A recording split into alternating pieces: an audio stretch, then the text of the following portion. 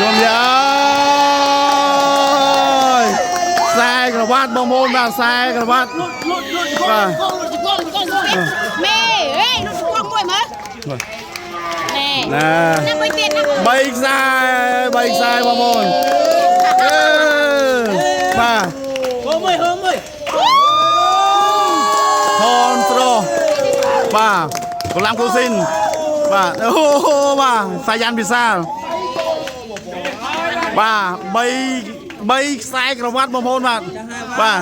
ទឹក3ខ្សែ បាទមកទឹក3ខ្សែអូយ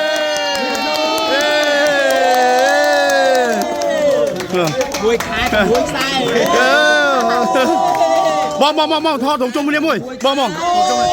តាឡាថតរងមួយ សួរតាហ៊ី បងទៅកណ្ដោទៅកណ្ដោ សួរតាមីបែសាមកអេ ចា